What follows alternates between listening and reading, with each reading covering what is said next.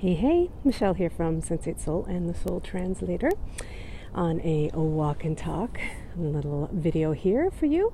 And in this morning's talk, walk and talk, I want to speak a little bit about imagination, creativity, and empathy.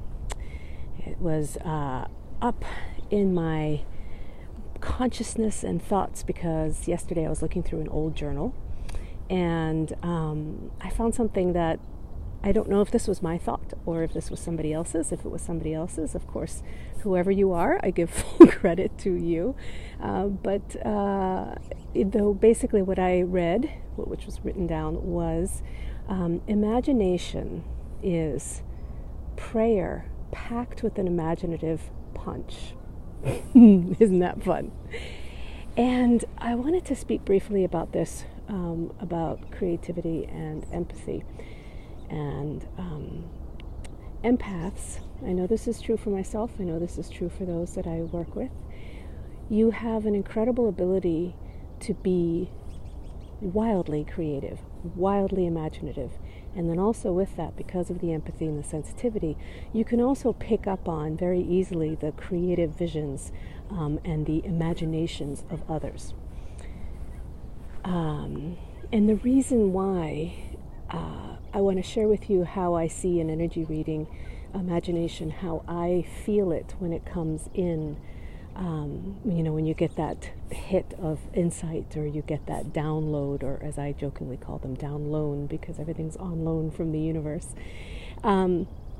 it's basically when we are in a very highly imaginative state, we are in a state of channeling. We are open, receptive, and it literally is creative channeling.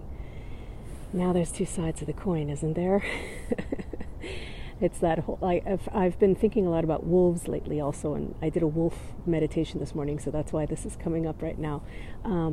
But it is like that idea of like which wolf are you feeding?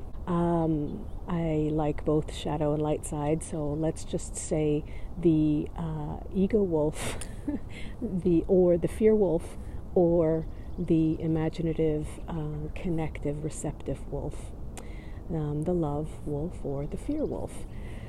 So when we are in a state of imagination, when we can be in either a place of imagining the best, imagining, letting ourselves imagine a little bit, or like a lot of us when we get into fear, which basically for me, I see fear as imagining the worst, making a negative prayer.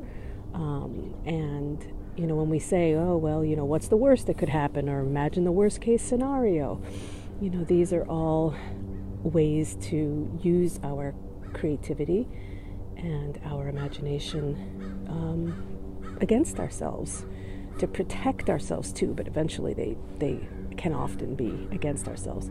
And empaths and sensitives are also picking up on and sensitive to those worst case scenarios, those fears and dreads and negative use of imagination in others, because we're sensitive to it, right?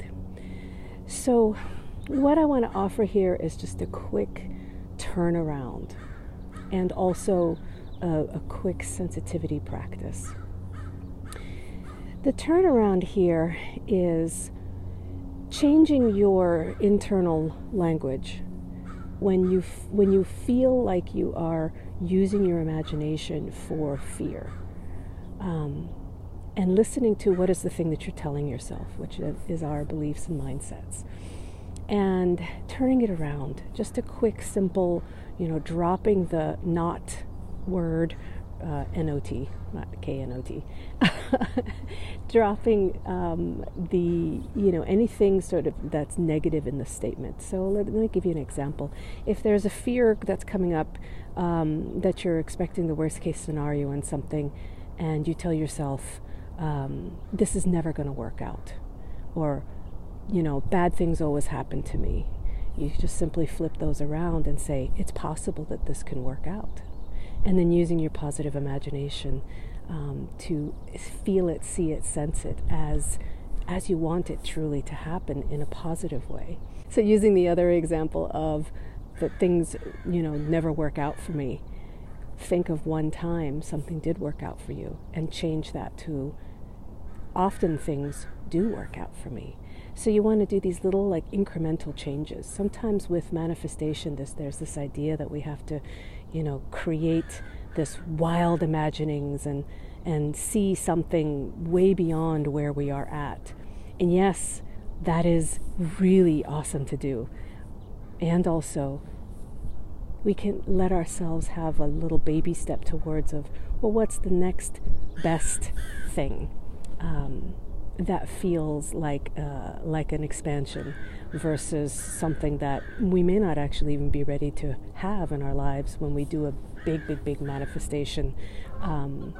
So just letting these imaginings be, we have this infinite imagination and creativity, and it is channeling, and it is prayer, right? Prayer does not necessarily need to be just about religion and everything. Prayer is simply communicating with the universe around us. So letting yourself just have a little bit of imagining the next best thing and changing the language just a little bit so that it feels like you're expanding. You're a little bit out of your comfort zone. And then really using your manifestation powers, using your imagination, using your creative vision to just amp that up, that little next incremental change. Maybe you're somebody who wants to really hold on to the bigger vision, and that if that's true for you, then do it. But then you got to take that next little baby step, or tweak the next thing so that you can get into action and actually move towards that bigger vision. You don't want to get lost in having a massive vision and then feeling overwhelmed with taking the next step. And as empaths and sensitives, this is because we are more sensitive, we can create scenarios for ourselves where we just do the next right or the next best thing, and grow with sensitivity. The last thing I wanted to say here is like I said earlier, about being able to pick up on other people's imaginations and visions, and also the negative imagination that can come through fears when people are imagining the worst.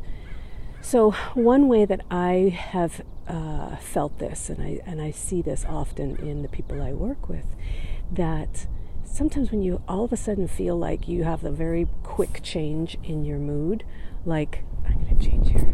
Speaking of change, let's get a little different angle here. Why not? But if you feel something that all of a sudden, like, you were in a great mood, you sat down next to somebody and then you started to really feel bummed out and like, whoa, what happened to me? You may be picking up on their negative imaginings. So, first thing, remove yourself. Physically move yourself away from that person. And if that is not possible, then you'll want to put yourself into a ball of light, any color that you want. You can put a barrier of frequency around you. You can also, in your mind and in your heart, speak and feel the words of sending them love, but separating yourself. So there's many different ways that you can separate yourself from the wild negative imaginings of others. If you are one who connects to the imaginations and visions of others, which you probably are if you're watching this video and you're an empath and sensitive, remember that you can also use that ability it makes an incredible ability for coaches and for healers and everything. So, really ground that ability to tune into the visions, the positive imaginings of others. So let yourself share the positive visions with others and really celebrate their wild imaginings, as you as well can do for yourself, and ask other people to hold wonderful visions with you about the things that you dream big on. There's that old saying of a sorrow shared is cut in half, and celebration or joy shared is amplified or doubled or whatever. It's a really great saying. So thanks so much for watching. I'd love to hear what your thoughts are on this, so please do leave a comment below and share this video wherever you're seeing it, on my vlog or at Facebook or my YouTube channel. Do subscribe while you're here, and come on over to Sensate Soul and join up there and get things that I only share through private emails, as well as courses and resources for empaths, HSPs, and empathic entrepreneurs. All right, take great care. See you in the next video. Bye.